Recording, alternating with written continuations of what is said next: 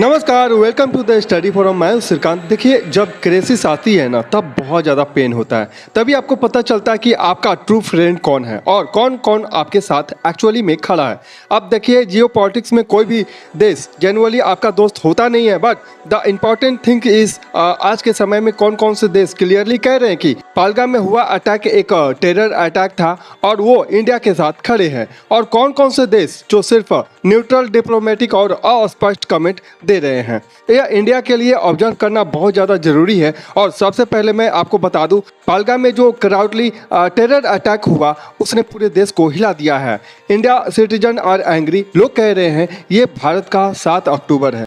जैसे हमास ने 7 अक्टूबर 2023 को इजरायली को मारा था, वैसे ही ये अटैक भी माना जा रहा है। और जिस तरह उस अटैक के बाद इजराइल ने बहुत बड़े स्केल पे रिटेलिएशन किया था, वैसे ही आज कुछ इंडियन पब्लिक गवर्नमेंट से एक्सपेक्ट कर रही है रिवेंज, एक्शन और जस्टिस।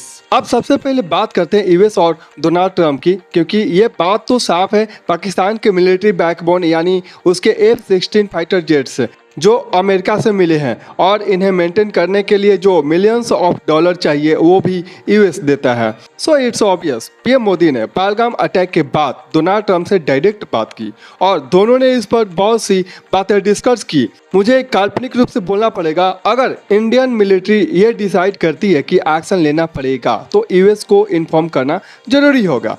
ट्रंप का रिएक्शन काफ़ी स्ट्रॉन्ग था। उन्होंने कहा, deeply discussing news of Kashmir, The United States stand strong with India against terrorism। और यहाँ पर ट्रंप ने साफ तौर पर इसे टेररिस्ट अटैक कहा है, जबकि कुछ वेस्टर्न मीडिया जैसे BBC और द इकोनॉमिस्ट अभी भी इसे मिलिटेंसी या अस्पष्ट टर्म में डिस्कस कर रहे हैं। अब अगर हम रसिया की बात करें तो व्लादिमीर पुतिन ने भी बिल्कुल क्लियर मैसेज दिया है, this brutal crime has no justification. तो अगर फ्यूचर में इंडियन मिलिट्री एक्शन लेती है तो रसिया लाइकली सपोर्ट करेगा।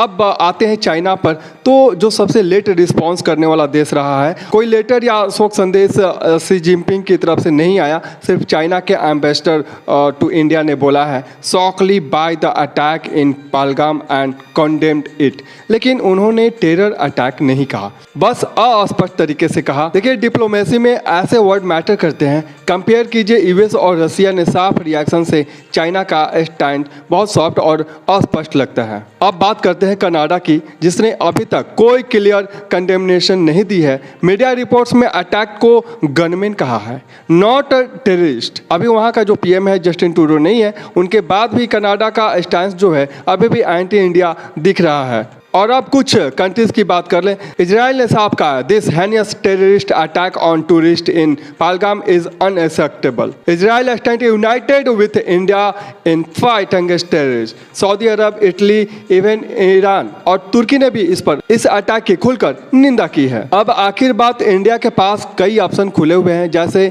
26/11 के बाद एक्सपोज किया था, पाकिस्तान के ट्रेडिंग रूट्स अरेबियन सी में चौकिए जा सकते हैं, दैट्स स्टिल एन ऑप्शन। और इंडिया जो भी मिलिटेंसी रिस्पॉन्स देगा, हाई चांसेस है कि यूएस विल बी सपोर्टिव, क्योंकि इंडिया को एक स्टेबल मैन्युफैक्चरिंग हब के तौर पर देख रहा है वेस्ट, स्पेशली यूएस। सो आने वाले समय में बहुत ही क्रिटिकल होने वाला है। अगर कोई नया अपडेट आता है तो मैं आपके लिए वीडियो लेकर जरूर आऊँगा। Thank you.